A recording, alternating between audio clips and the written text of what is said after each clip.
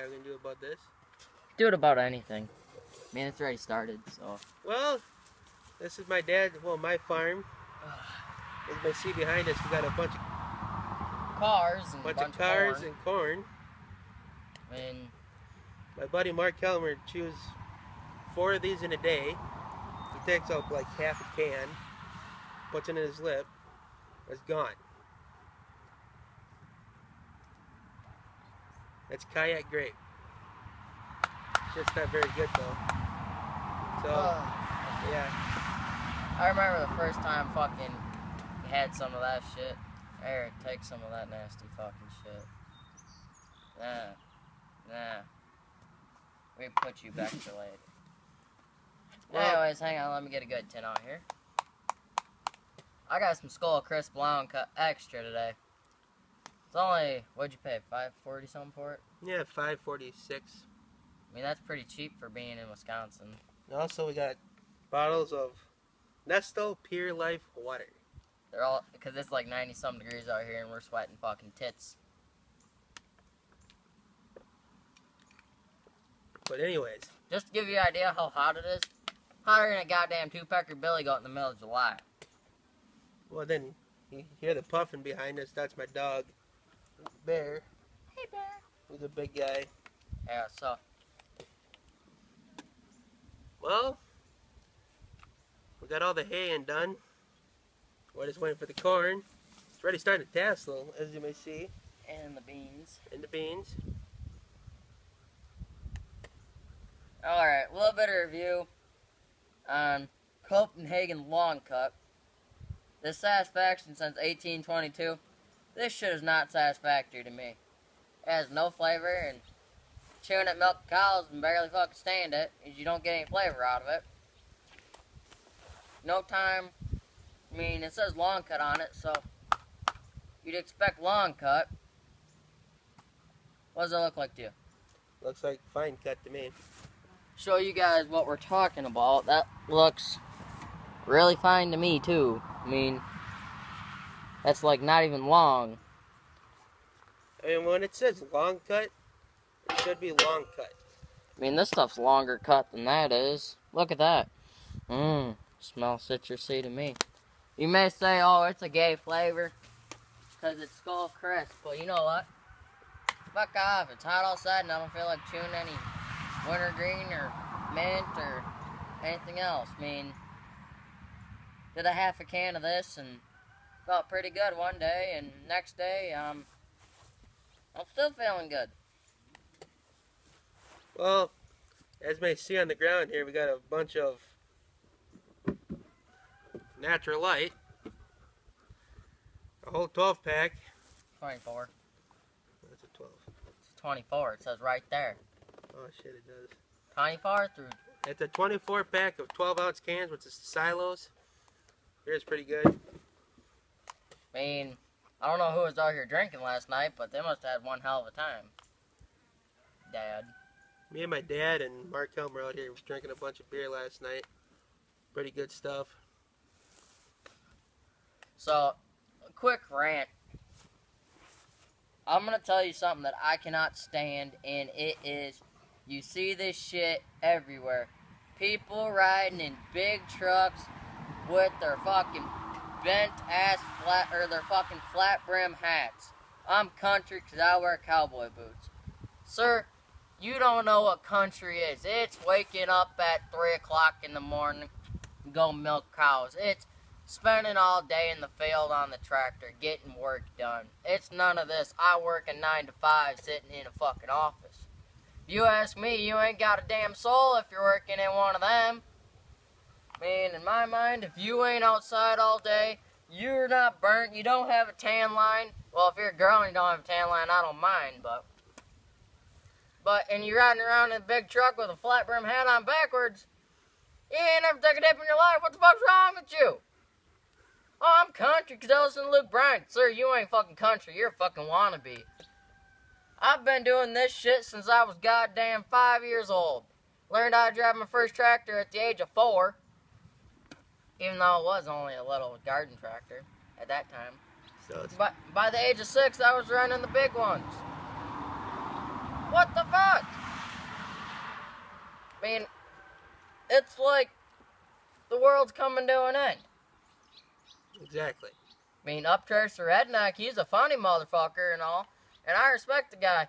And you know what? He's country as fucking cornbread. Raise hell and eat cornbread's what he says, and I'll stick to that till I fucking die. Rant over. But on another note, did you order them mud jugs yet? Yes, I did. They in the mail? It should be today. Alright, we should have mud jugs within a week. It But says- then again, we're outside, spitting on the fucking ground. I mean, sure, yeah, mud jugs are nice to have for, like, in your vehicle.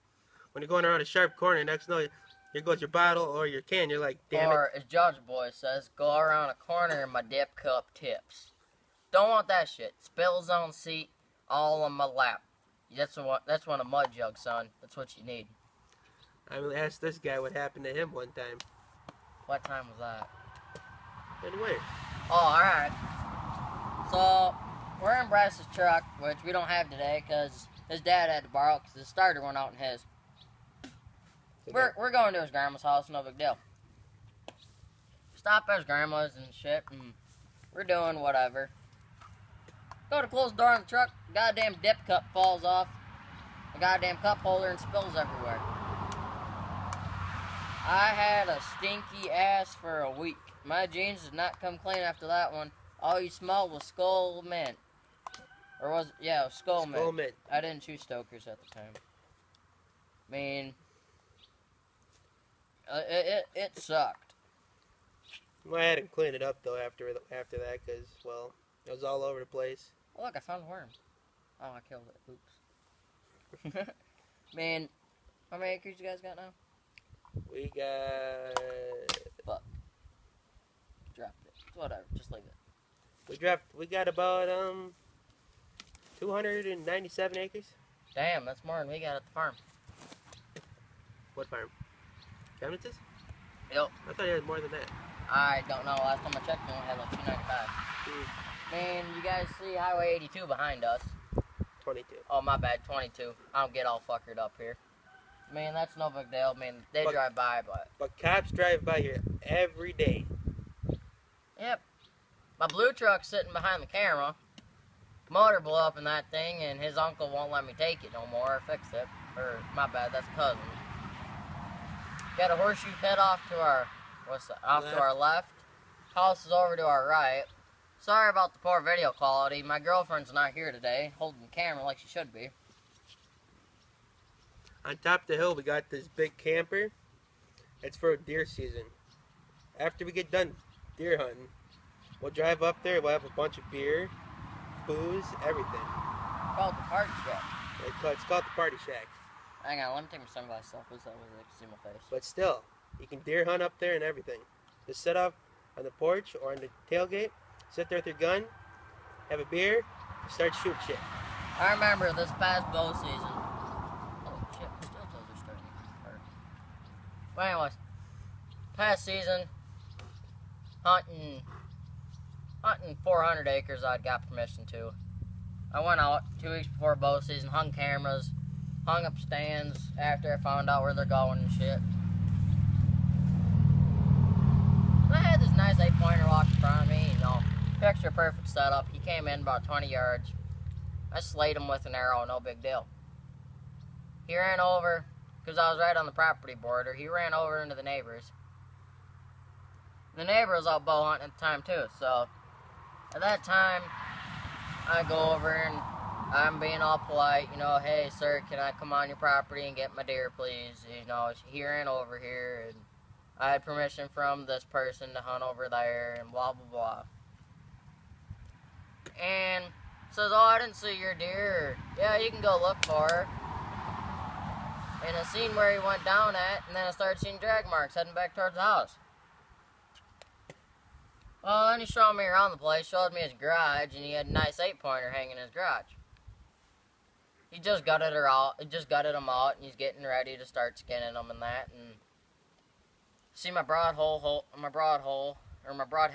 and I asked him, where'd you get that at? And he says, oh, over in the back 20. Alright. And then he showed me his bow, and he's shooting a Hoyt Carbon Spider with Rage 2-blade expandables. But folks, I'm shooting toxic broadheads. These fuckers tear a hole like a 4-leaf clover. Or my bad, a 3-leaf clover. It looks something like that when it's in it. Well, he's sitting there trying to convince me that he shot the deer, even though I could perfectly see where my toxic went in at and all that. And next thing I know, he asked me to leave his property. I said, why is that? And he said, because I don't like your attitude. I said, my attitude has nothing to do with my deer hanging in your fucking garage. Cops ended up getting called and all this other shit, and next thing I know, I'm being asked to leave by a cop. So I pretty much packed up all my stuff, took all my stands down, went back, and looked for a new place to hunt for the rest of the season. You have anything to add to that, Bryce? Well, I remember I was bow hunting out here in the back, on the back 20 here. There's a buck that came out. I shot it right across the road. So I went over there and looked for it. It was public hunting ground. Well, then I could see the gut pile where the deer laid down. It died. So then there's a truck coming by. Had a buck in the back. I asked him, hey, where'd you get that buck? He says, well, shot it back here. I said, oh, that's cool. But I looked at the broadhead and it was the same. I used buzzies. I could see that was my tip. His was them expandables. And by the way, people, the expandables don't work really well, so that's why I don't use them. If you want to be a good bow hunter and a good deer hunter in general, shoot a solid broadhead. If you want your game to drop and drop quick, shoot a solid broadhead. If you want to wound deer and gut shot deer and have arrows not open and lose arrows, by all means, buy expandables. Shoot them. If you love them, that's great. My personal opinion, his personal opinion is they don't work worth a shit. Because I've shot deer with them and they didn't open. And the deer ran. And I've seen them on trail cameras 2 days later. Well, see, the thing is, people like to hunt them for the racks. I'm a meat hunter. It's what I use to feed myself. Yeah, me too. Me and my dad, sister. I'll shoot a big deer if it walks in front of me, by any means. If it's a smaller deer, like say a spike or whatever, I'll let him walk. I'm not one of those, if it walks in front of me, it's going to die. Because I honestly like to have deer population, and I work towards deer management. But that's just me. I mean, for all you rack hunters out there, congratulations shooting your 150 class bucks, your 220s, all of them. Congratulations. Those are bucks of a lifetime. I'd be happy, more than fucking happy to shoot one. But that's just me. I got a story. Well, last year during the T-zone hunt out here. Is that when it was colder than tits? No, it wasn't that cold actually. It was pretty warm. Uh-huh. Well, anyways, I was sitting at my stand. A doe walked in front of me. Boom, I shot it right in the head. I know. Why'd you shoot her in the head? Why didn't you shoot her in the heart? Well, that's the only thing I could see was the head. So I walked over there. Next time, this guy was running towards me, saying, hey, that's my deer. I shot it. I said, no, you didn't. I could see, I looked for a hole in the deer. There was no hole. I asked him where he shot. He said, right at the heart. I said, well, you didn't hit it. Because I looked all around. There was no hole in the heart or nothing. By the way, this was a big doe. And I'm using a 30-06 Remington. So I said, well, I'm sorry. I didn't see no deer. He said, okay. So then he walked out all around his property looking for it. He found it. Here was a little spike. He shot a little spike. The thing was barely legal. And it was smaller than hell. Actually, it was probably could have fit in his backpack. So, yeah. Who shot this one? My dad. So Bryce's dad shot this nice deer last year. Last year? 2 years ago. 2 years ago. I mean, I'd seen this deer before during bow season hunting out here. I mean, he was a really big body deer.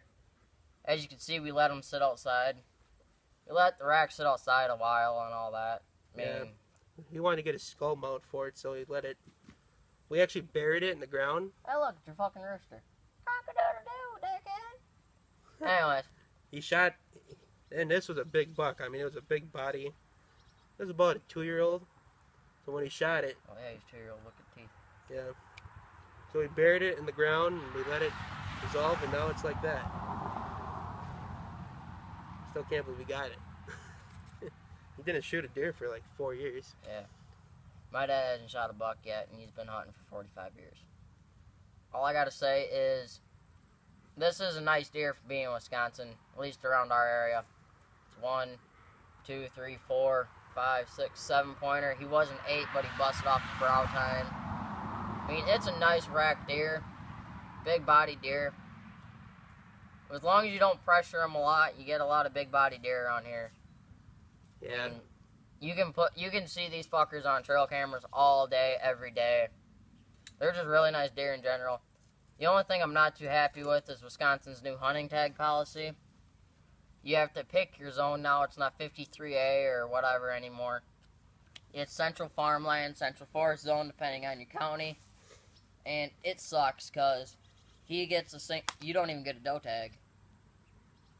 I get open tags until I'm 18. Well, last year, it started last year. Anyways. Man. Shut up! Anyways. Cows again. My bad. Anyways, there was, I had buck tag and a doe tag last year. And all I shot was a doe last year because I didn't see no bucks back there, which is unusual. Sorry if the wind's kicking up in the video. We're sitting in the shade tree with a nice breeze coming in because it's hotter than tits, like we said. And of course, there's vehicles going by us every time. Yeah, I mean, that's no big deal. But well, if you look behind us again, you can see a rooster. It's kind of weird looking. Little dickhead over here. Thing chasing through the barn the other day. Yeah, so... Hey, little fucker. Come at me. Yeah, this farm's been around here for quite a while. My dad owned it, my grandpa. Third generation. Third generation farm. Yeah. Is that still beer over there? It's full? Yeah. I think so. Ladies and gentlemen, this is a natural light that has not been opened, so we're going to hide these fuckers for later. Shit. Whoopsie. Well, anyways, we were doing a little bit of fishing earlier. We attempted to make a video doing that. It kind of got out of hand. There's some on some big square bales, but got out of hand because we were set up on the jungle gym. Because, like I said, my girlfriend's not here to video for us. And all you can see was the top of our heads. Pretty much. It didn't look right. Nope, not at all. So. Oh, before we go, I'd like to make a sincere apology to Outlaw Dipper about his dog Bandit and Banjo. Well, Banjo, yeah. I didn't know that. We didn't know at the time that Bandit had died. And that Banjo was still alive. I'm sorry about the confusion, everybody. I'm especially sorry to Outlaw Dipper. Yeah. So, I'm sorry. Like we said, we're not too good at this whole video stuff yet. This is only our second dipping video. But please comment, like, and subscribe to Mud Digger. It's MUDDIGGER with a space in between. Thank you.